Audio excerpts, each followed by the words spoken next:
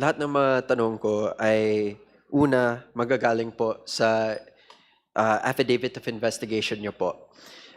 Walang bagong evidence, no probing questions, only clarificatory. The point of this is in order to determine probable cause, we must first establish na may totoong security threat. No? Kasi may mga tao na nagsasabi na biro lang yan or conditional siya. But I need to know whether or not the security sector saw this as a tangible security threat. With that being said, Agent Kalilong, base sa 3 paragraph 16 ng affidavit of investigation nyo, Annex I, no? Affidavit of Authentication of Digital Evidence, nag-statement din si PBBM noong November 24, 2024 na nakakabahala ang mga pahayag ni VP Duterte, lalo na ang threat sa kanyang buhay. Tama po ba? Yes, Your Honor. Okay.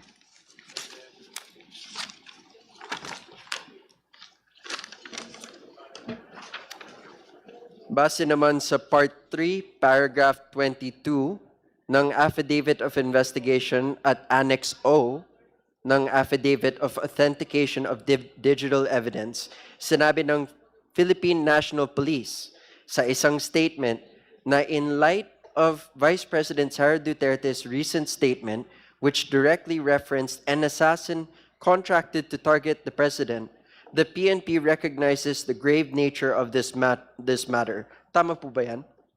Yes, Your Honor. Okay.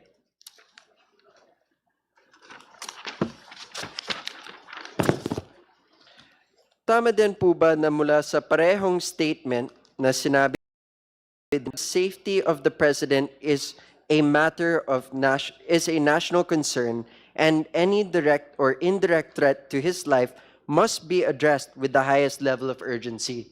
Tama po ba? Yes, Your Honor. Okay. Moving forward, base dito naman sa Part 3, no? Paragraph 23 ng Affidavit of Investigation at Annex P ng Affidavit of Authentication of Digital Evidence, sinabi din ng National Security Council sa isang statement, the National Security Council considers all threats to the President of the Philippines as serious. Tama po ba? Yes, Your Honor. Okay. Tama po ba na gumawa po kayo ng investigation into this matter? Tama? Yes, Your Honor. Tama din na nagsampa po kayo ng kaso. Yes, Your Honor. What case did you file? 3 counts of grave threat and 1 count of inciting to sedition. And you would not file this if you did not believe that there was a valid threat. Based on investigation, yes, Your Honor. Okay. Madam Chair, with that being said, I would just like to make a quick manifestation on the matter. You may proceed, Honorable Po. Madam Chair, I believe that this assassination plot against the President, the First Lady, and former Speaker of the House not only but also made headlines internationally, and for the wrong reasons. No, this put into question our stability and our national security. Could we see some of those headlines?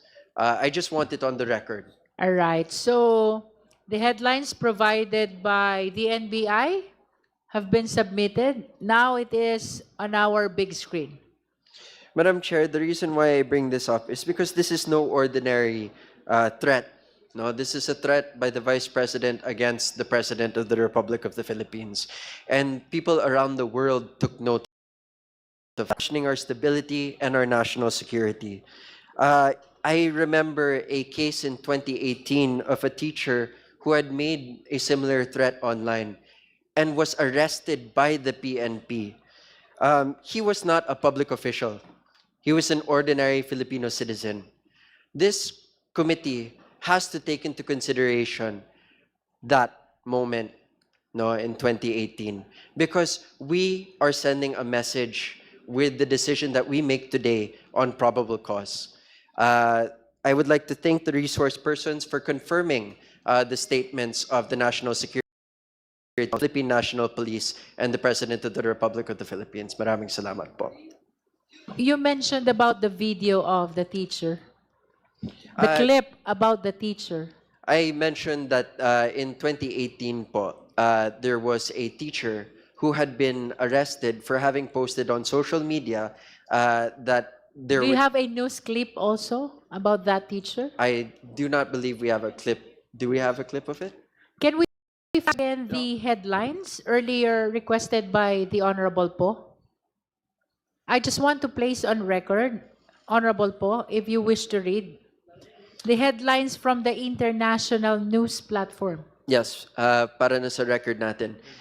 From CBS News, Philippines Vice President publicly threatens to have the nation's president assassinated. CNN World states Philippine Vice President says she would have Marcos assassinated if she is killed.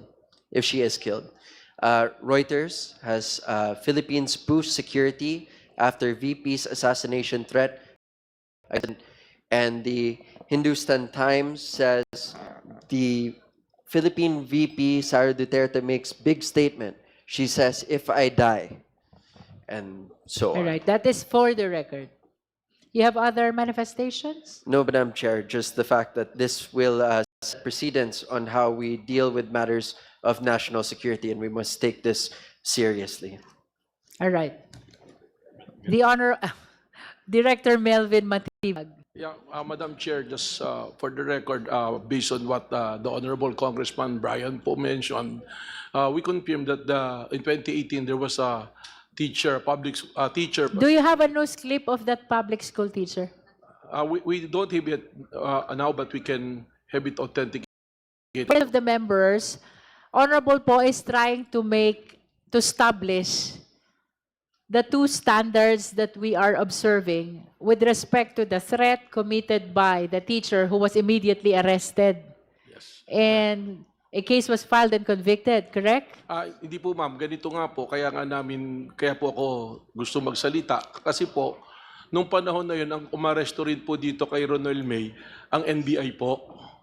NBI din po, pagkatapos ng 10 araw, na nagbigay siya ng pronouncement na nadudos sa social media na kung sino man ang papatay kay dating Pangulong Duterte nung panahon na yun ay magkakaroon ng pabuya na 50 million.